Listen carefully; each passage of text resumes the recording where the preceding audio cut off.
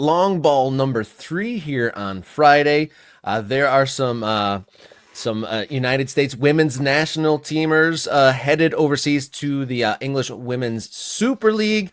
Last week, Naomi Girma for a record-breaking $1.1 million to Chelsea. And within the last day or so, Jenna Nighswonger, the young center back for Gotham FC, transfers to Arsenal for around $100,000. But something that kind of got my eyebrows raised, Manchester United hierarchy have not been very, I don't know, flattering or very positive in their commentary towards the women's game. And another kind of comment that, a bristly comment about the women's game, this time from Man U boss Mark Skinner, commenting on Naomi Girma's record-breaking transfer. He said, "For us, it's fantastic for the women's game to see this investment, the growth and development in such a short period of time. But, big but here, but we may potentially see fallouts in it, how it affects everybody else." But why, Mark? Why? Why is that necessary? Why not just say this is great for the game and leave it there? Like, why go negative on something? I mean, from his perspective, what this is we don't know if we can compete because our club's not giving us the same money that Chelsea and Arsenal are giving their women's teams to spend, right? That's what this is. This is pure jealousy. And it's not, that's the thing. Don't direct it at Chelsea for spending $1 million on Naomi Girma.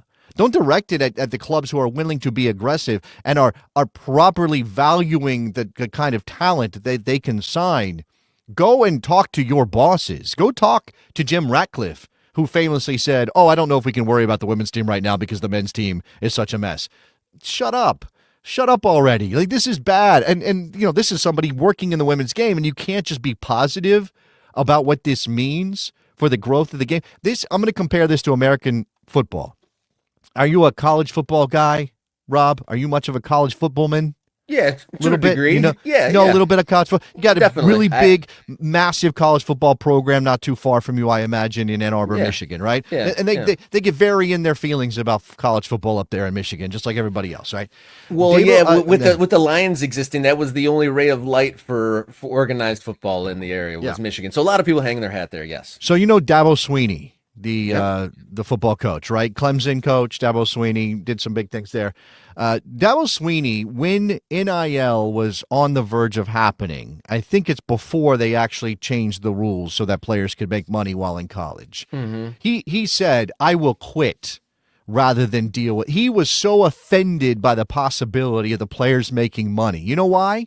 Because it meant he wouldn't have that overlord position with the players. They wouldn't be so dependent on him anymore. He wouldn't be able to control their every move, every waking moment in order to get them to be a professional football player, which is what they all wanted, right? He was going to lose that power, and he was upset about it without recognizing, or maybe not even caring, that ultimately this is the fair and just thing, that it is better for the players to be able to get some income off of the images that the schools are using to make millions upon millions of dollars than to stand on some high horse and say, no, this is going to ruin the game. And I'm going to say the same thing about this particular quote, where we are in the women's game.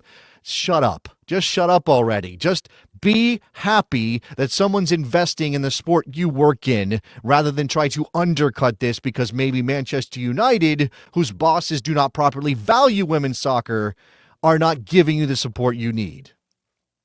Yeah, Naomi Girma is brilliant, and this deal is great for the Women's Super League, but this kind of spending skews the market, said the boss of the team in second place in this. And take it to the boardroom. Take it to a meeting with Ratcliffe or Ineos or whoever's in charge of the budget for the Manchester United women's team. Do not take it public and say it skews the market, because if it skews the market, it's a correction to a market that was undervaluing women's footballers. No doubt. In the aforementioned secondary move, not a record-breaking transfer fee, around $100,000 for Jenna Nighswonger from Gotham to Arsenal. And for those not familiar, she completed 2 seasons for Gotham and She was in on the national team at the Olympics. She debuted in 23, played 16 games, scoring 2 goals and an assist for the national team. So two of the the main American defenders overseas now. Yeah, I mean some. Yeah, look, Girma, Nighswonger, those are names. And I think we've touched on this already on the back of the Girma transfer, right? But what I'm continuing seeing is that debate, the discussion about whether or not this is bad for the NWSL, whether it indicates a problem for the NWSL that players are leaving the league to go to, in this case, England, but to go to Europe, right? And I just don't think that's a nuanced enough view of what is happening. Yes, some big names are leaving. We've talked about the draw that Europe presents culturally, Champions League access, things like that. Wearing the Chelsea badge, right? When you're talking about all the teams in women's soccer in this country being new, not having, like, it's outside of maybe, I guess you could argue about the Portland Thorns having a legacy, having a history of something that kind of attracts players to the club. But lots of clubs are new. Lots of clubs don't have a legacy. They don't have an international profile. You don't get to say, like, you can't tell somebody on the street, oh, yeah, I played for, I don't know, I played for the Houston Dash, and them go, oh, my God, the Houston Dash? Yeah, there's no three-generation North Carolina Courage fans. Right. But Naomi Girma is going to be able to say forever, I played for Chelsea Football Club, the famous Chelsea Football Club, right? That's a thing. Yeah. And I'm gonna quote here from Sandra Herrera, who writes over at CBSSports.com, covers women's soccer for that outlet, for Paramount, Golazo, that whole family of things. Here's one of her subheads on her story about Naomi Girma and the transfer. And I'll read you the headline in a second because I think it matters. Why did Girma spurn NWSL? Why did she spurn NWSL, Robert? And here is what Sandra Herrera wrote. Well, for starters, she didn't. Don't be weird. Don't be weird. Thank you, Sandra, for saying it. Don't be weird. Girma's rise to prominence has been meteoric, and with such success early in her career, she seemed poised to become the next player to earn a headline transfer fee sooner rather than later. So, and again, let's not look at this through the lens of it's got to be a zero-sum game for NWSL. We lived through many, many years of slow growth with MLS. And every time something happened that seemed to undermine MLS or there was a question about American soccer, what I tried to come back to, I'm not saying I was perfect at it, but what I tried to come back to is the rising tide lifts all boats, right?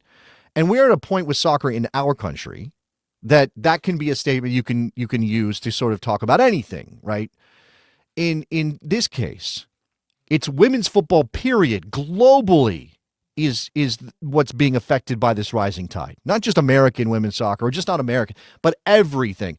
And if we want the women's game to continue to grow, you cannot do that in isolation just in America. It has to happen everywhere.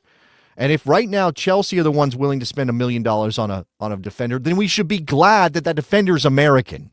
Right? You should be happy that it's an American that they're going after, because if anything, that indicates that the talent pool in America is still incredibly strong, and that we're going to see that growth continue. Again, Sandra writes, no, the NWSL isn't doomed. It's not doomed. By the way, Crystal Dunn also probably going to PSG. I think I just saw that yesterday. So we should throw that in there as transfer news. She left Gotham, mutual consent. I think a deal was getting worked out for her to maybe go to play in Seattle, and something fell through, and I don't know what went on there, but she's going to PSG. I believe her husband is French. So it kind of all kind of ties together. The headline, read Sandra Herrera's piece at CBSSports.com. Please, Naomi Girma's transfer to Chelsea isn't a sign that NWSL is in trouble. It's a milestone in the game's growth, period. End of story. Let's move on.